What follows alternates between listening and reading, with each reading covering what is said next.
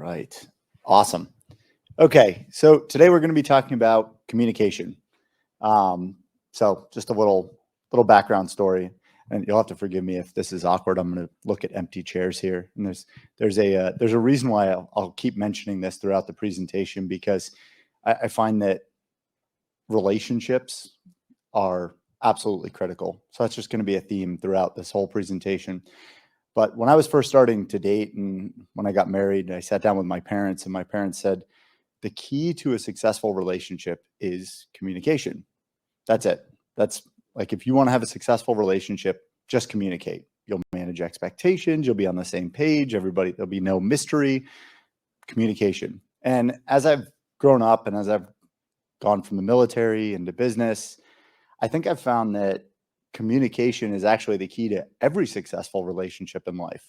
It's not just your personal relationships. It's not just your relationship with your spouse. So I was really excited when they asked me to present on this topic. They also told me there'd be 2,000 people here, which was also kind of exciting as well. But I was excited about the topic in general of communication, because I think if you don't communicate well in your startup will never scale.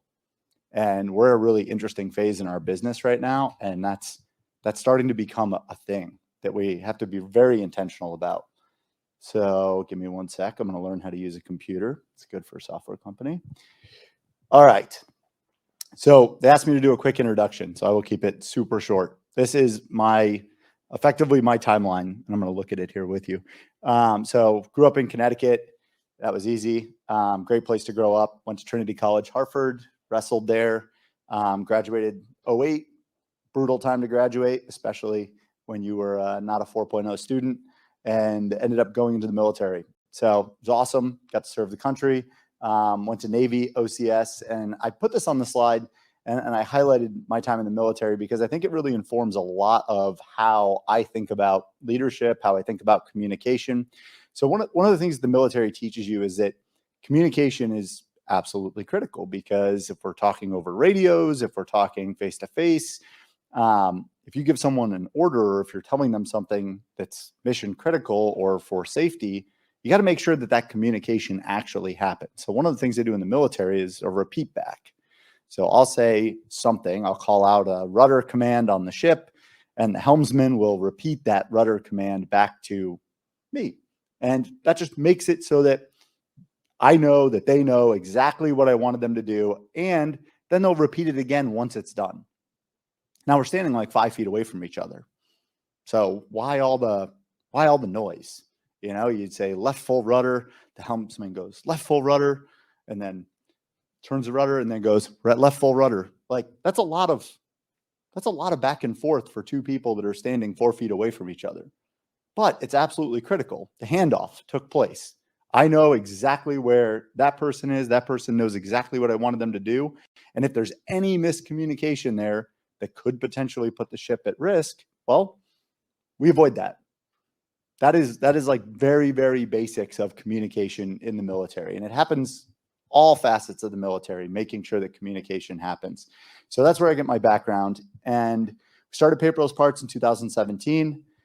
It's been an awesome journey. I threw OpenView on here because they've been amazing partners. So every chance I can, I'll plug them as a VC.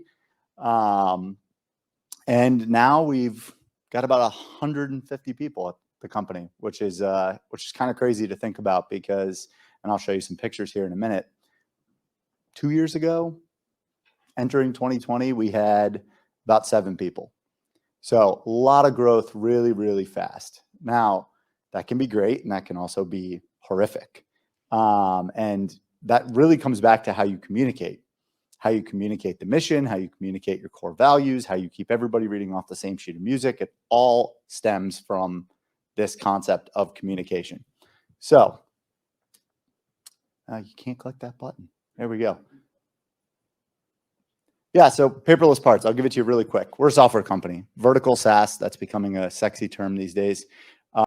We provide software for custom part manufacturers. These are job shops, sheet metal fabrication, CNC machine shops, contract manufacturers. These are all folks that are producing mechanical components that go into a wide variety of different things. So when you watch a rocket take off, there's a really good chance that one of our customers used paperless parts to quote the components that went into the rocket engine.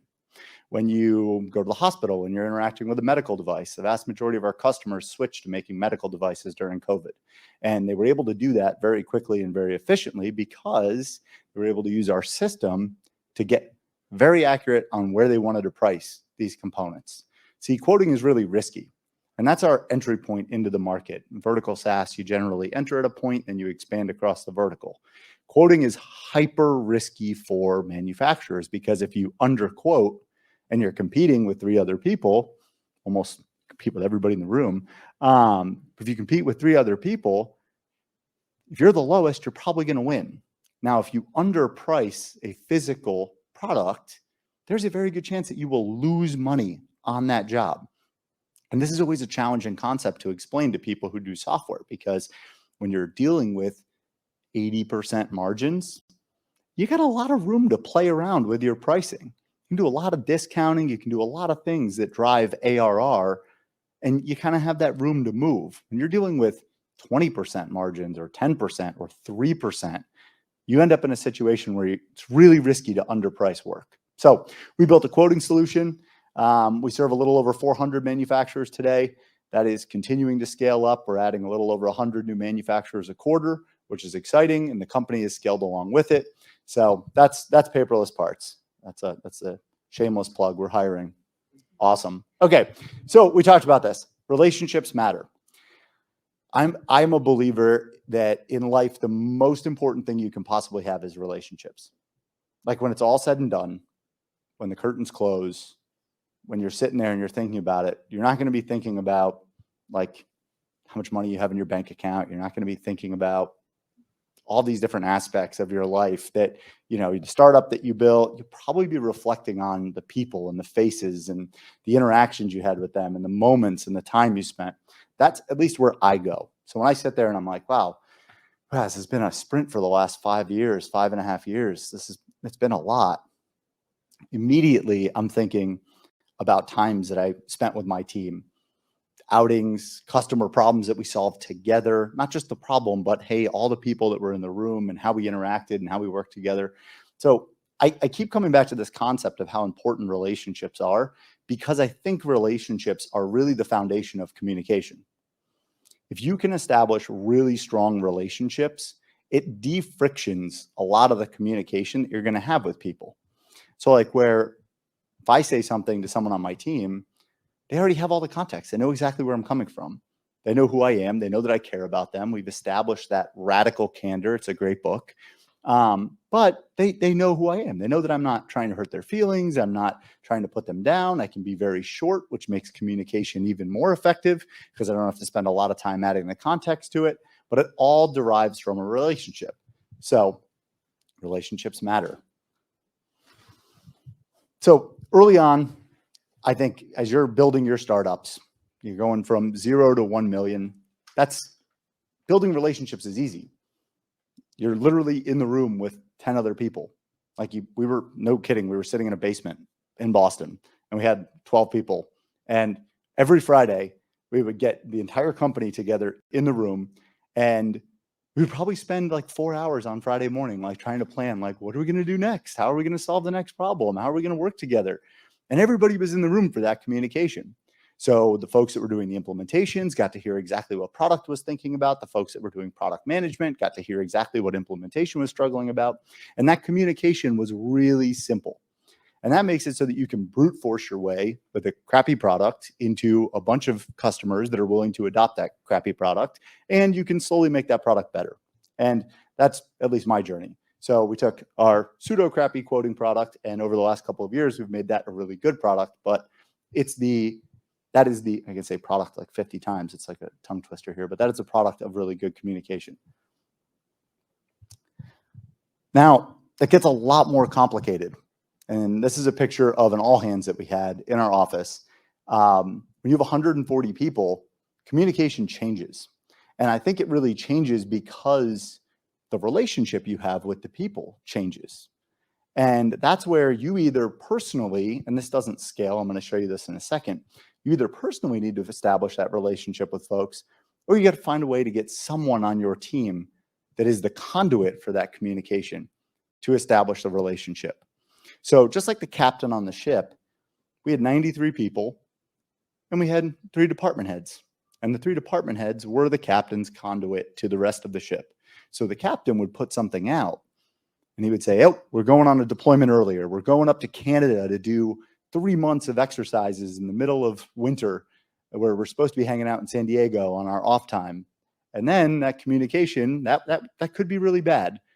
Or he goes to the department heads and the department heads sit everyone down and explain the why behind it. And this is why we're going. And this is why it's going to be good. And this is the opportunity. And, it still sucks, but the communication gets a little bit better because you have that relationship there and you can look people in the eyes.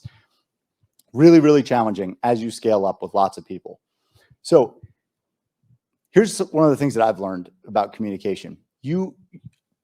For a very long time, I was the nexus of that communication. So I was the hub and a lot of people were spokes. So someone would come to me, they would come talk to me, they would say, hey, this. And then I would turn around, I would say, oh, you should be talking to our director of product. And I would go talk to our director of product and I would be that translator.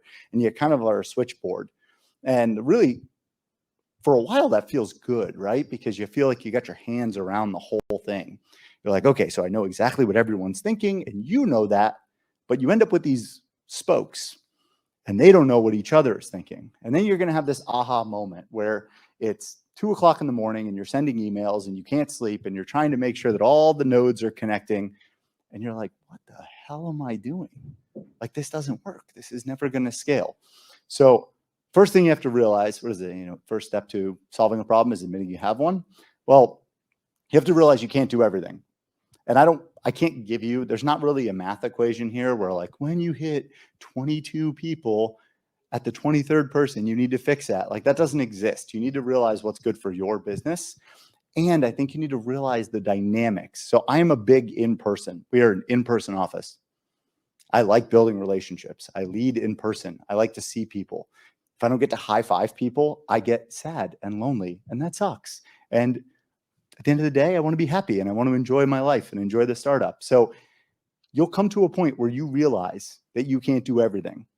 And I would argue that that point will come a lot sooner when you are remote because it's a forcing function. You've got to find a way. You can't be on a half-hour Zoom meeting with 50 people over and over and over again and establish a relationship. Like that doesn't happen. Your days will be back to back and you will burn out, I think, or at least I felt that. You got to get the information out of your head. So I'm going to share some things that I screwed up a lot. So we'll put that out there. I'll raise my hand. Yeah, my name is Jason. I make mistakes. So I'm going to share a few of those things that I would do differently. As you move through progressing your business, you'll sit and reflect each year and you'll say, I really wish I would have done this differently. And I encourage you to take those notes and then share them with as many people as possible, because I think I've avoided a lot of pitfalls based on the folks that have given me I wish I would have done X. So I'm going to share some of those with you here in a minute. And then the last piece is I think context is so important. And I'm going to talk a little bit more about this. So we'll put a pin in that for a second. But context, sharing the context of what you're communicating with people, I think it really helps people get on board fast. So stand by. We'll talk about that here more in just a second. So first thing I want to talk about is leading by example. So this is yeah, no kidding, lead by example. But I think the company is going to take their cues from what you do and how you communicate. And as an example, I'll never forget when I was on the ship, the way the Navy works is there are commanding officers, executive officers, and then there are department heads, and you have a master chief there. And the commanding officer eventually leaves the ship after their tour is over, and the executive officer moves up to being the commanding officer. Now, that's a really challenging position because you get a new executive officer in, and you end up in a situation where everybody doesn't know that person. So what do? You just kind of sidestep the executive officer and you go talk to the captain. It's like, well, I know the captain. I've been working with that person directly for the last 2 years. Like, why am I going to talk to this new person? Well, the really good captains force that. Like, I remember getting kicked out of my captain's office. He was like, nope, go talk to the XO. And I'm like, sir, like, he doesn't know shit about anything yet. He hasn't been here. Like, we got to solve this problem now. And he's like, no, go do that. Even if it's less efficient the first time you do it. And that, I think, is leading by example. So you're going to set the example for your team, and you set the tone for your team on how communication needs to go. If you find people cutting other folks out of the loop, it's a forcing function. You have to say, no, no, no, this should be going in this direction, and come get me when you need me. So I think that's a big piece of leading by example. I also think that building that relationship comes back to transparency. So I recently did a 360. I was like, you know what? I got to do a 360. I wonder how many people think I'm an asshole. Like, I want to find that out. I want to know if I'm being difficult to work with. I want to know what people think. And then I took the results of that 360 and I share them with the team. And I said, hey, here's what you all think of how I'm performing. And I do that in the form of a user manual. So you put together this user manual, and this is like it was kind of an interesting exercise for me. One of my friends who runs a much better company than I do, he actually went and built this user manual, and I was like, well, dude, I'm just going to copy yours. So it was like find, replace his name. He thinks a lot the way I do. I replaced some of his awesome pictures with mine, changed the color scheme. It was easy. So I will give you mine if you want that. But in general, that just paves the way for communication and establishing relationships.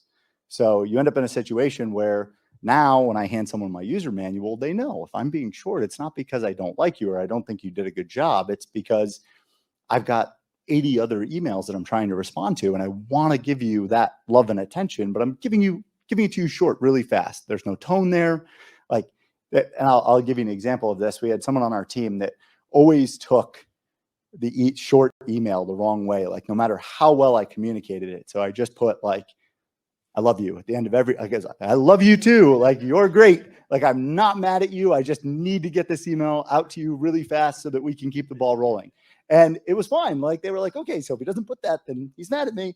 And like, that's fine. Like, that's how we need to communicate, but that's how you lead by example though. You have to show people in your organization that this communication and establishing these relationships and being transparent and providing context.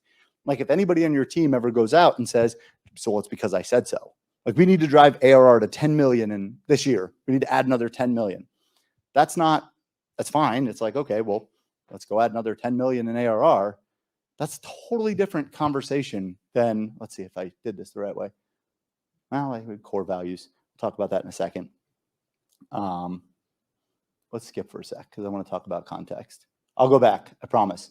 So the context there is you can go to your team and you can say, hey, we want to grow to do this, or hey, we want to go build these product features and we want to make that, it's really, really important to our customers. And that's like a little bit of context. Real context is sitting down with your team and talking to them like they're a part of the business. Now, I don't know about your startups, but in my startup, everybody owns a company. So every single person has stock in the company. And I think as soon as you as an entrepreneur recognize that you're talking to shareholders when you talk to your employees, it changes the topic quite a bit. It changes the tone of the conversation. I tend to think that the most valuable thing you have in life is time. That's it.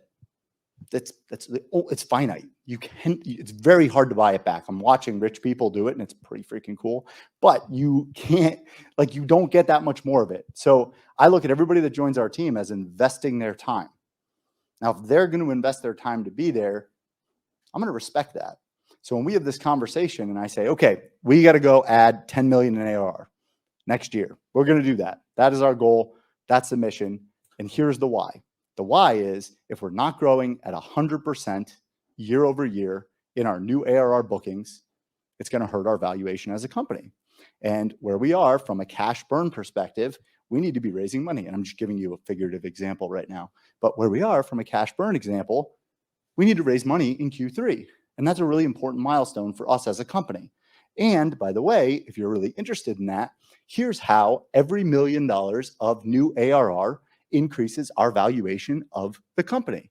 So if the company is valued at 15 times next 12 months or 10 times or 8 times in a shitty market like this, well, that's important context. So like, you ever have somebody apply for a job where you like give them their stock option and they're like, ooh, I got 1,000 shares. And people don't know what the hell that means. They have no idea. I'm like, so what's the strike price? What percentage of the company do you have? What's the gap between the preferred and the common equity? Like, what does that even look like today? Like if you're not talking to people about that when they're getting jobs working for you, if you don't feel comfortable, one of the best pieces of advice I got, and this comes back to leading by example and giving context, it's just transparency. You should feel comfortable posting your cap table on the wall. Like you really should. And if you can't, well, then you kind of have to ask some questions. Like, are you trying to screw people over? Or some people, like, are you letting them by the sheer fact that they're not willing to negotiate or fight you for equity? You're not going to give them the same equity that they deserve. It's just like, what kind of person do you want to be? And so from my perspective, everybody that comes to the company, we tell them, like, here's what your equity is worth. Here's what percentage of the company you own. And here's the math equation. So as you watch the valuation of our company increase, as we create shareholder value, i.e. what's going to pay for your condo, what's going to put your kids through college, you should know what that is. That's context. That's energy. It takes time to do that. But what it does is it gets people on the bus. Now they know. So when we say we're going to go add 10 million in ARR, everybody's like, hell yeah.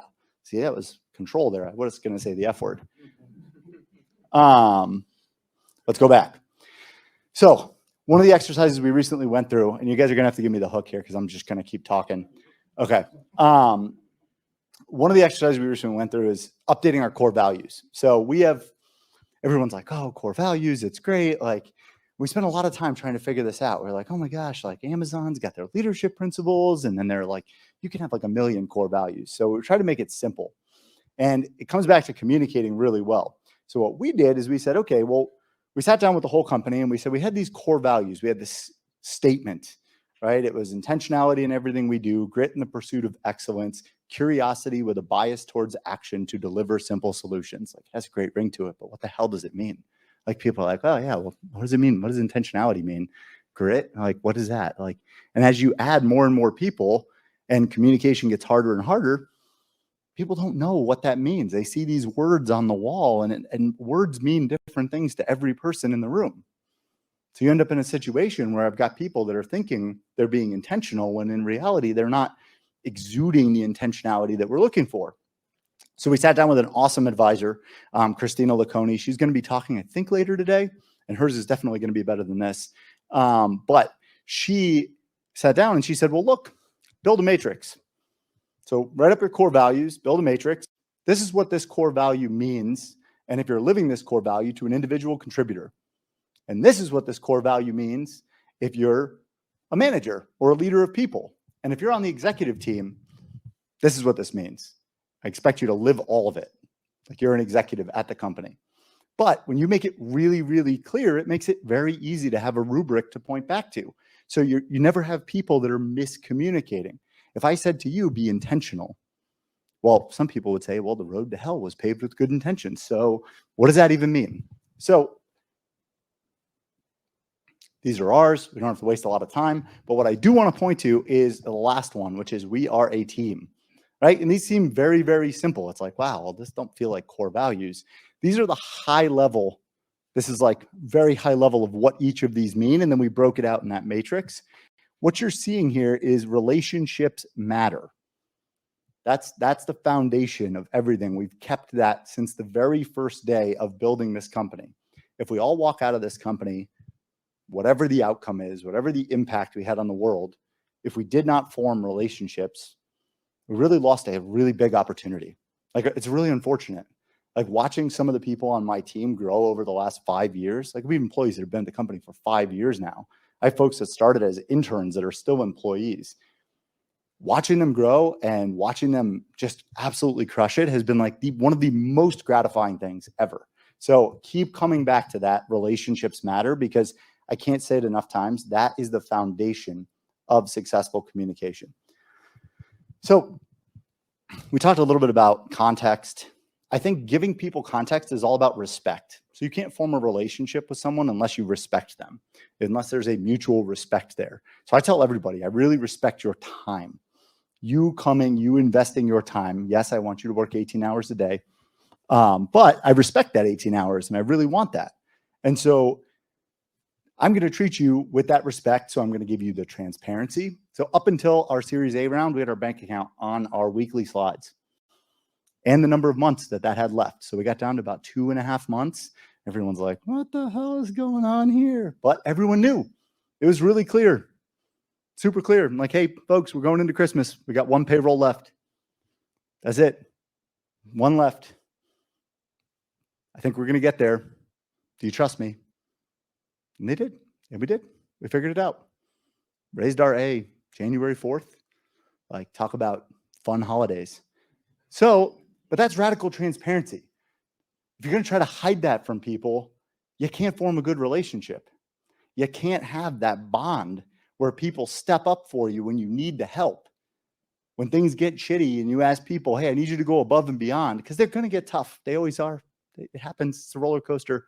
But if people feel like they know what's happening, they're going to step up. Humans are amazing. So I think you have to assume the best intentions also. I think a lot of times when it comes back to communication and it comes back, part of respecting someone else is assuming that they have the best intentions. So they showed up, they're trying their absolute best to do their job. And if not, and if you cannot have that foundation, then there's a problem. And that's where you should start. I don't think there's anything else to go and fix. Like, if you can't sit with every person on your team and look them in the eye and know that that person and everything they do is they have the best possible intentions, why are they even on your team? Like, that's a you problem, not a them problem. And then lastly, I think healthy conflict is really, really valuable. Now, I've watched some startups where I sat in the room and I'm like, oh my God, like, they battle it out. Like, absolutely. Like, it is a very direct, like, pseudo-aggressive conversation. And at the same time, they walk out of the room and everybody's like high-fiving, going to get a cup of coffee. And I'm like, whoa, like, did the bell ring? Like, did we just like, the fight is over and now we're going to like go back to our corners? Like, what happened? And the guy was like, yeah, that's just how we do it. Like, it's fine. Like, everybody can be themselves. We're all passionate. And we all assume that we want the best possible outcome for our customers, for our teams. So we're not going to hold back. One of the keys to communicating is actually communicating. So if you don't feel like you can say something because you're like, well, I can't say this because so-and-so is going to take it personally, that's a problem. Every time you think that, write it down. Remind yourself, like, I'm going to go talk to this person and be like, hey, I didn't say this because I was worried that you were going to take it the wrong way. Break that ice. That is really, really hard to do remotely. Because, and I'm going to keep coming back to this, this is my like sticking point. I like seeing people in person. It is easier. It is easier to read body language. Like, I can tell when I'm giving a presentation and someone's like falling asleep and I'm like, oh, this must be really boring. But seriously, you can't do that remotely. That is very, very challenging. Everything. I pace, I walk, I put my hand in my pocket. Your brain is getting these subconscious cues about how I'm thinking or how I'm feeling. And I'm watching the same thing here and I'm taking your feedback. That is a really, really hard thing to do over a video camera. So no matter what, I would encourage you to find a way to get to know people in person. Oh, yeah. So we talked a little bit about the military and how there's repeat backs in communication. So one of the things that's really important about communication is ensuring that it actually happened. So you may be sitting there and you may be communicating and everybody in the room is not receiving that communication. So it's kind of like running a race. You got to be able to hand the baton to the next person successfully. And you got to know that handoff happened. So whatever that mechanism is, I watched one of the leaders on our team really struggle with this. So he would always feel like he was giving tasks or sharing like, hey, we need to go get this done. And then it wouldn't get done. And it was like, he's like, well, I don't understand how this keeps happening. Every single time I sit down with so-and-so, I talk them through this task. I feel like we have an agreement. And then like the handshake is gone. Like 2 weeks later, I'm like, wait, you went and worked on what? How did that even happen? And that's because the handoff, the handshake, whatever you want to call it, wasn't happening. They were missing each other. And so I said, okay, well, look, like, build yourself a little framework with that person so that you have that handshake every single time. Set a due date. This is like really basic stuff, but seriously, in communication, it is so important to make sure that a person heard what you said. So one of the things I've watched our CRO, he's awesome. He's like the reason we're here today. One of the things that Mike Stankus always does is he has our BDR team and our sales team document every single conversation in an email. So when they talk to a prospect or when they talk to a customer, they literally type up all their notes and say, this is what I heard you say in this conversation. Did I miss something? And that person will come back and they will actually tell you. It's like such a great sales tactic, because if they don't come back and say anything, or they don't even respond to that email, they're not interested. Don't waste your time. Don't chase it. It's dead. But if you sit there and you take the time to thoughtfully write up, I heard you say that your business is doing 2 million in revenue and you want to grow to 4. Is that right? I heard you say that you prioritize speed over accuracy. Is that right? Making sure that that communication happened. The other really nice aspect of that documentation is you can go back and you can read it. So there aren't single points of failure in the sales process. The other thing that's nice is you can BCC your leader, or you can ask your team to BCC you. So Mike has these go to a folder. And what does he do on Saturday morning? He's spot checking. He's like, well, let's see how this person responds. Let's see if this person knows how to punctuate properly in an email. And so that's, in general, though, it just makes it a lot easier to spot check and drive that accountability. Then you can put that into Salesforce, and it's like, wait, now you didn't have to go waste time typing notes into Salesforce. The email automatically goes in there and problem solved. That is just one example of completing the handoff. All right, keep rolling here. Oh boy, this is the section. So what would I do differently? I was reflecting on this over the last couple of days and last night as I was doing my slides at like 9 o'clock. So apologies to you folks. There's a lot of things that I would do differently. I think the first thing that I want to point to, document everything. I know it seems like a fool's errand when you're in a 1 or 2 or 3 person startup. Take 30 minutes on a Friday afternoon and write down the decisions that were made. A lot of people tend to think Slack is communication. I hate Slack. Like I loathe Slack. It's such a hard way to triage communication. It's like straddling a fence of communication that should be synchronous in person, face to face, and communication that should be written into an email and preserved and be searchable. And people are like, but wait, we pay for Slack, like whatever, on steroids. And so we have Slack, and it's like, it's searchable. Just type in what you're looking for. Like, yeah, right. Like that is horrific. Like you can't find anything. I've talked to like the last 40 people that have joined our company, and they'll ask questions, and I'm like, well, did you go to Slack? Did you type that like keyword into Slack because you knew what you were searching for? Like fucking Slack, you can't find anything. Like it's horrible. So you can have in your business a lot of different opinions about how things should be done. We went back and forth on like, where do we document? Do we do Google Drive? Do we do Docs? How do we do it? And I said, all right, I'm just going to make the decision. We're doing Confluence. So we just decided. We said we develop software in Jira. We are going to do Confluence, and everyone is going to learn Confluence. So one piece of advice I will give you is if you pick a software tool, we did this wrong. So this is like you get blood, sweat, and tears here. If you pick a tool, make sure everybody uses it. Make sure everybody knows how to use it. The worst tools in your business are the tools that people are like, I kind of know, but I don't really go there. I don't really check it. So for the last 6 months, I just say Confluence to everybody. Like sometimes I'll just high five them and I'll say Confluence, like just like randomly to try to drive people back to that. And that's like leading by example. So what's fun is I will ask people questions in the business, and they will turn around and they will say, did you check Confluence? And I'm like, oh, good. I'm proud of you, but I'm pissed at the same time because I didn't do it. So that's huge. We chose Confluence. If I go back and do it again from day one, I would set up a Confluence space and I would document everything, meeting notes, everything. I would put them into Confluence. I would use that tool. Going back and repopulating that has been a heroic effort by our team, building out every department space, trying to document the history, trying to create the mission, the vision, making it really clear where people can find that.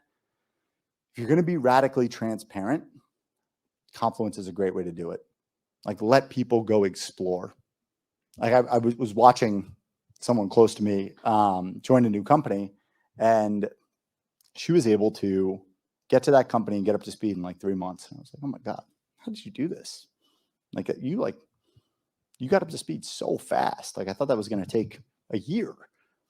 And it's because you could literally go search anything and just read about it. So if you're curious, you can go down every rabbit hole and understand exactly how they arrived at each major decision, which is really kind of cool. So I highly, highly encourage you to do that. Okay. If I haven't said it enough times, and you'll notice that I think you have to say things 3 or 4 times for them really to sink in. Relationships matter. So relationships are formed over food. And I know culture isn't like cold brew and beer in the office, even though we have those things and we're hiring. Food matters.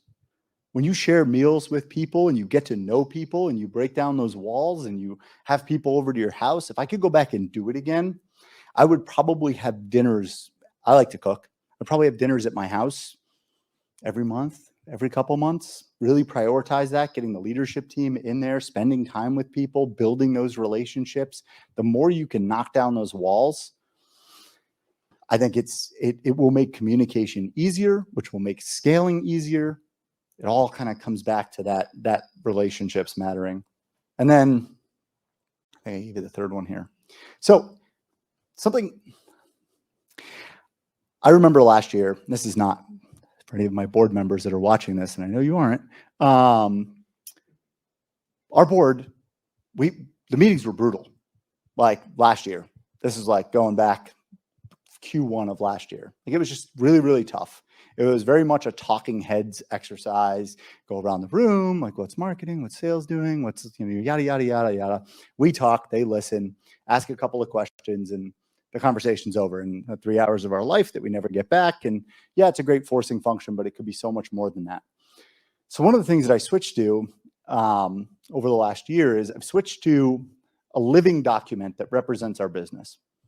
You know how Amazon does these 6-page papers and you have to write the paper and you have to really think about it and then you present it to the group and the group reads it. Well, we changed our board meetings to that. So instead of talking heads, and this is not a perfect science, but instead of talking heads in the board meeting, we're going around all the departments, everybody gets their 10 minutes in front of the board. We don't do that. So what we do is 10 days before the board meeting, we send a 6-page paper about our business. This is where it is. Now, some of that paper is going to look exactly like the paper that we sent the last quarter, and other pieces of that paper are going to change. But you can read that paper and you know where we are. And then we will send all the financials and we'll send the board deck. And then accountability, right? Making sure communication happened. I will meet with every board member for 30 minutes before the meeting. And then we sit down and I pull out, like, what questions did you have? Did you read this? You didn't read this. Okay, I will talk to you tomorrow and we will talk about what you read. And you make sure that the communication actually happens. And that's critical because then the board can give you really good feedback because they understand what's going on. So I talk about this living mission and vision document. Whatever it is for your company, have a living document that is your current understanding of the business. And I think I can't say this definitively, but I know that almost every quarter, my ideas around the business and what I'm learning and what I'm understanding about our market and what I'm understanding about the company is evolving. So there's always something to add to it, or there's always something to adjust or to modify. And I think this is very similar to your business plan, right? People that write a business plan and then stick to it without ever pivoting. A lot of times those businesses don't go very well because you probably couldn't forecast everything that was going to happen and you were way too rigid. So I like this living document. It's a way to unite my leadership team. They know exactly how I'm talking about the business. It turns into an investor memo really easily, which makes it great for you to communicate outwardly to VCs. Hey, this is how we think about the opportunity here, and this is how it's evolving. And it makes it great for when you're communicating with your board. So I'm a big fan of killing as many, well, I don't want to kill birds, but many birds with one stone as possible. That's my approach. So I encourage you to do that. It's really good for your own thinking as well. I got one more. So one of the things that I've learned is investing time in new hires is absolutely critical. And that seems like a no-brainer. It really does. But when you've been in business for 5 years and you bring someone on your executive team, they are not going to get up to speed without tens of hours of time with you. And that's like a ton of time. Like if you're really, really busy, you may just need to say to that person, like, let's hang out on Sunday. Like, let's just spend 8 hours together. I'm going to dump my brain into your brain. I'm going to tell you, you can ask every question. It's not going to be a rushed 30-minute Zoom meeting where I'm trying to, get you just up to speed on the one project, but I'm going to give you all of the context of how we got here. But I think I have underinvested in new hires. I really have. I have hired people that are really, really good. And I've said, oh, the fire's out. Let's go hire somebody else. And it's like, the handoff didn't happen there. Like no communication took place. They're not set up for success. The military preaches tools, training, and opportunity. You owe that to your people. If you don't give them the tools and the training and the opportunity, it's kind of crazy to think that they would be successful in what they're doing. So I think that time is not wasted time. And I promise you so much. If you're sitting there on that Sunday with that person for 8 hours and you're like, man, I really don't want to be doing this, you hired the wrong person. You really did. You hired the wrong person. So you should want to invest that new time in hiring. So this is, I think, this is the last slide. Thank God. Give your team tools that will make them successful. We talked about tools, training, and opportunity. Well, the tools, process first, process before tools, so critical. And the process outlines how communication should flow. So you're like, why are we talking about process in a communication presentation? Process is critical to scale, and process dictates how you're going to communicate across the team. So when do I need to go submit my PR for the code I wrote? Where am I going to be looking for the communication around that feature? What is it? We don't do this right today. I'm just going to say, like, everyone's like, oh, I wonder if they do that well. No, we don't. Raise my hand. We don't do that well. We're trying to get better at all this.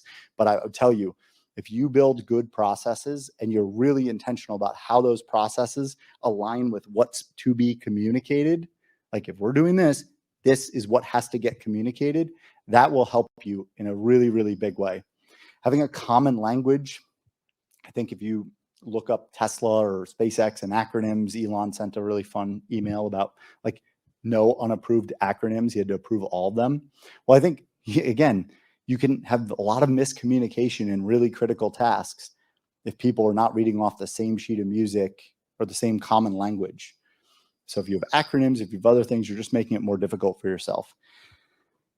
There's really no one size that fits all. So take what you will from this presentation, leave the rest of it. This is all for you. And I do highly encourage people to take time. You will learn a lot about yourself doing a 360, and you will also learn a lot about yourself building a user manual. I think it's a great way to break the ice with folks. So how do we do?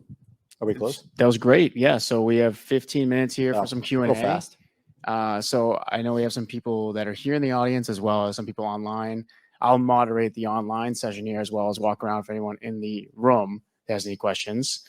But I did want to start off by asking, so with a lot of companies, especially here in the Boston area, growing so quickly, right, this balance between in-person, sitting down with each employee becomes unscalable at some point, right? And so how do you think about that, especially now with you guys at 140, where you being able to sit down with each person individually, regularly, getting updates on them, and then being able to play off that feedback? It's just, you then don't have time to do anything else, right? So I guess, how do you handle that scaling and that changing communication culture? We're in the heat of it right now. Yeah. So I can tell you how we're thinking about handling that and how we're approaching it. So we do try to get everybody in the office. So if people are going to be remote, so we have remote salespeople in 23 different states. That's challenging, but we have everybody come in and spend time in the office. They go through an onboarding process. They get to meet folks on the team. They intentionally go out to lunch. They go visit customers. Like we've got a plan around how we do that with our folks. And that's something that's very new for us, because it used to be like, here's your job. Go implement $100 million machine shop. Like, have fun with that. They would have to just like figure it out. I think as you scale, and I don't really have the right answer to this question, so I'll just preface it by that. My inclination is to continue to try to build the company in Boston as much as possible. Now, that said, we've opened an office in Southern California. We do have remote employees. I tend to come back to a guiding principle of, it is really, really challenging to learn multiple new things at the exact same time. So when you think about that, it's okay, this is my first job. So I'm learning how to be a adult and be in the working environment. As much as people think that they know, there's kind of a rude awakening that happens there. Like you're kind of getting into a rhythm. You have to show up every day. You've got tasks. When you go home at night, it's not just over. Like it is a real thing. So you're learning how to do that. Then if you have to go and learn how to build relationships and communicate remotely, and then you have to go and learn your specific role at the company, you're starting to have a lot of like that curve gets, like if you just plot that, like just map the curve. If it is exponential, it's going to be really hard to scale up in the business. It's going to be really hard for new people to get on board. And so I try to limit new things. So it's like, okay, well, if we have a senior individual contributor who's been working for the last 15 years and has worked the last 2 years remotely, and they want to be remote and they're willing to come in at least once a quarter, that person can probably do it. Like they know how to do their job really well. They've learned their skill. They've learned how to work. So really all they have to learn is paperless parts and what their job is here. So that curve looks very different. That's how I think about it. Got it. I hope that answers your question. Yeah, absolutely. And then there were a lot of people asking in the chat and in the Q&A, is there a way then for them to access a manual, the manual you were speaking of, whether it's for the user manual? Yeah. I'll make that available. That'd be great. Or if you know any other examples that could be helpful to a lot of people. Yeah, I mean, I think one of the things that I did is I went online and I just like typed in user manuals, and there's a lot of you have to type in like executive user manual or CEO user manual because there's user manuals for everything. But that is a great place to start. And you can see a lot of people have written them. Some people have one-page formats where they put a picture of themselves. They give a little bit of background. I always thought, her name was Marissa Meyer, the CEO at Yahoo. She had a really cool one-pager, which just was like, it was framed as a resume, but really it was a user manual. And it was just like very clear on the things that she was good at, the things where she spent her time. She had her like wheel there, where she was off, where she was on. Like it was super simple. It was like, I'm with my family from 6 o'clock until 8 o'clock every night. Like, don't bother me. But if I'm up at 2 o'clock in the morning and I'm sending you emails, don't feel like you have to respond. Like it was just like really simple, and you could fit that onto a single page. So I'm happy to share it. I can send you guys some examples of things that I've looked at as well. Yeah, that'd be great. Before I jump down any other questions online, anyone in the room have any questions for Jason? No? Oh, yeah. Thank so you. People saved me there. I was gonna like make one up. There you are. So, the whole workforce is changing hybrid, right? I don't think there's going to be a point when everybody would be working from home. As and when you're seeing that you're scaling across different places, I spoke about remote, but how do you ensure that the core and the culture of the value remains intact across all these things? It's such an awesome question. I honestly don't know how companies do it. And I think the pendulum is always swinging, right? So we were in the pandemic and people are like, no one's ever coming back to an office again. And now it's like, oh, we might be coming back to an office, but it'll be this hybrid thing. And I think the extremes are always probably bad. So finding somewhere in the middle is good. I think ensuring culture comes back to how you communicate that culture and how you live it and how you drive examples of it. But what have I done? I don't necessarily know if I've done this very well, but we do try to spend a lot of time with folks. So we fly people in every quarter. We spend time with them. We're starting to do more company events. I also just share. I'll overshare. So I try to be super transparent. We do a weekly all hands for 30 minutes. We'll do shout outs so people can hear what other people are doing around the organization that was really good. You would think that wouldn't scale, but it's actually been fine. We knock it out in like 10 minutes, but you can hear when someone did a really good job. And then we're really transparent. So if there's something we need to talk about, or if there's something going on in the business, we will just share that with the company. And I think I've been thinking a lot about children lately, and they say, like, if you treat children like adults, they will start to act more like adults. Like if you treat people like they are executives and they understand what's going on and they're responsible and they're on board with the mission, then they're going to do that. They're going to really surprise you. So I think that a lot of that comes back to communication. Like you can't expect a remote person to get up to speed on your core values if you don't have what this means for you written down in a place where they can reference it and ask questions about it. And I don't think you can expect someone to be successful remote if they don't feel like they can ask you a question. So like in our in our all hands, it's like it's live. So people would just jump on and be like, what about this? So there seems to be some discussion in the chat. How can you balance this idea of asking an employee to go to the user manual, go look at the documentation that we have, while also being open to say, hey, come ask me a question, let's go meet in person, right? And so how can you ask someone to self-serve while also help them? People learn in different ways. They really do. I look at the user manual as a bit of an icebreaker. So it's just like, it's like the very quick icebreaker. Like if we haven't had the time to sit down, and we're starting to get to that scale where, I mean, we added 9 new employees last week. Like I would love to spend an hour with every single person, but I'm going to lose an entire day or even more time as I prep for those conversations and make sure they're meaningful. So now we do all hands, we do employee lunches and new employee hires where I get to sit down and talk to everybody. We go around the room, we introduce ourselves. But one of the things that I'm going to be doing here, and I'm giving you this as like real time, like I just wrote my manual. I just finished our 360. So this is going to put this out to the whole world and just make sure that people understand how I'm approaching things. But that's really just the icebreaker. The way I would try to facilitate that is just give people the ability to then ask you questions on it, or if you want to put time on the calendar to talk about it. What does this mean? What does that mean? Well, then there's a lot of questions. It means I didn't do a good job communicating.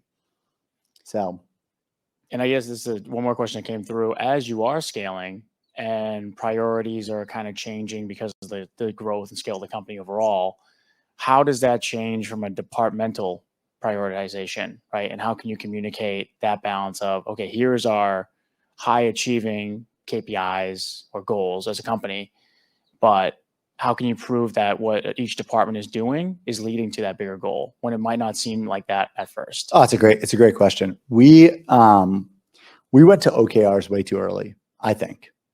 So we would get into a room, and what's really kind of crazy. So I do think you should write down your goals, because we looked back at the OKRs we wrote at the end of 2019, and we had 200,000 in revenue to what we wrote, like to what we did now, and we crushed them. Like we hit those goals, and we were like, man, these are really stretch goals, but we beat all of them.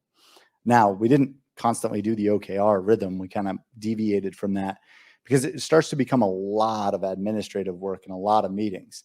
That said, I do think that there's some intentionality around sitting down and thinking about what are the key goals of the business, and then not just what are the KPIs, but what are the associated initiatives.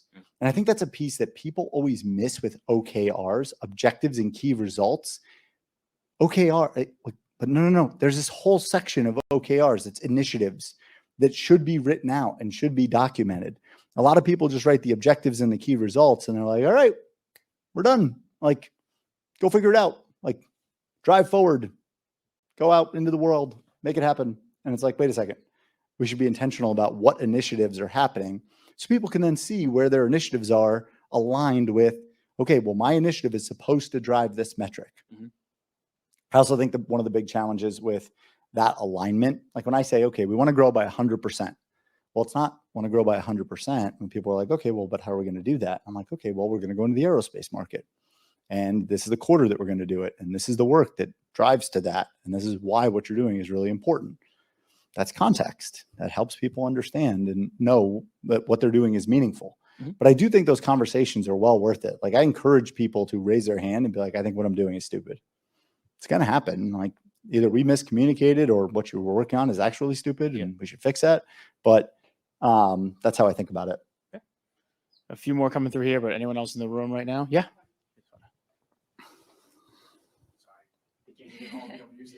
No problem. Hi, I'm a co-founder of an industrial software company.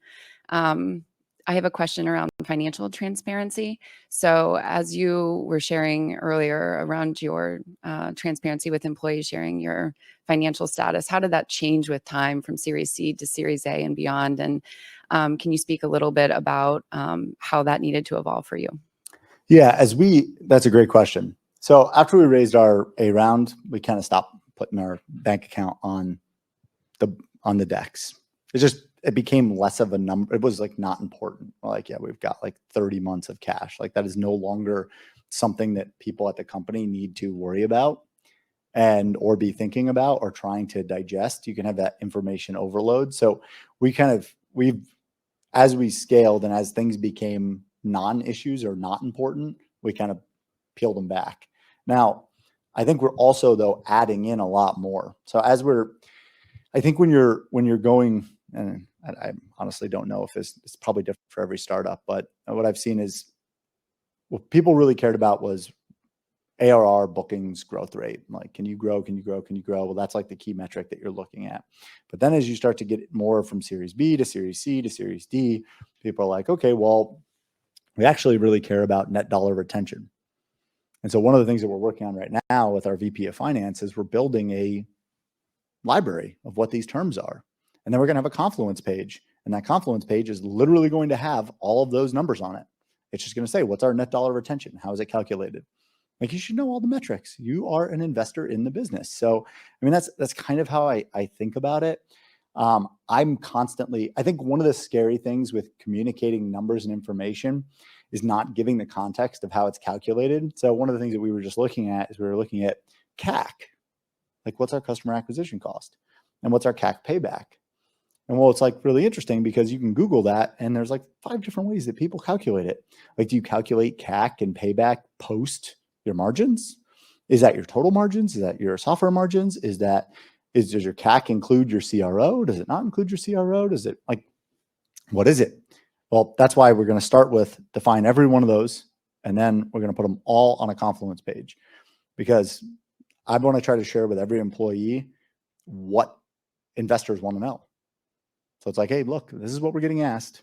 This is what's driving that. And if we don't drive towards it, then we're not going to raise the next round, or we're not going to hit profitability. So I hope that answers your question. It's tough though. I think if you're sitting there and you're feeling like, man, I really don't know that I should share this piece of information, I think at the very least, it's worth bringing up with the leadership team and saying, hey, should we share this? Like, a big thing is like when people leave, like, what do you do? Do you send an email? Do you not send an email? Like, how are you trying? Do you like do a goodbye party? Like how do you handle that? And this is definitely a scale problem. Like, it just starts to happen. So we err on the side of overly transparent, but I think that's beneficial. I would say that it's worth putting confidential on everything and just letting people know that that's like, this is company secret stuff. It's really important that we maintain that. And what's nice about Confluence is you can see who read it when.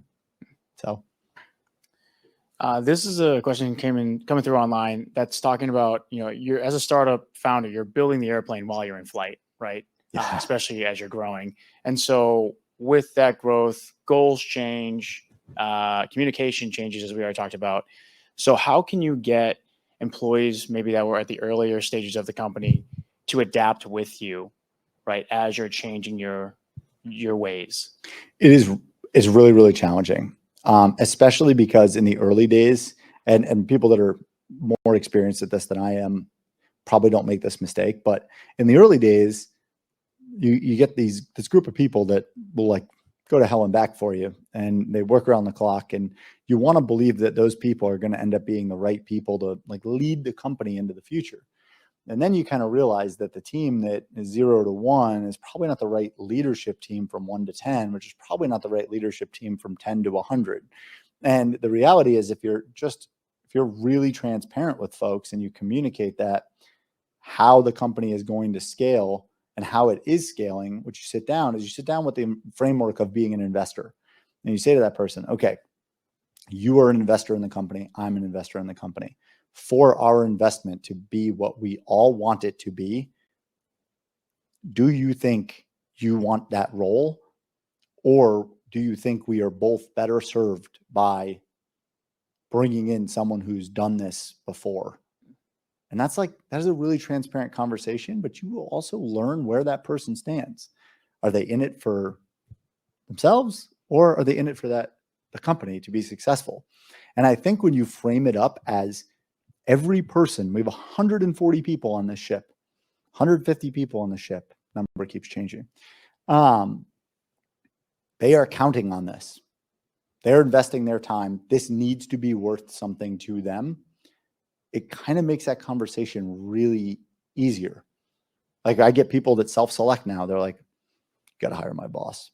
Like, and I have unbelievable respect for those people, but that is like shared mission. It's like this, being a part of this company should change your life.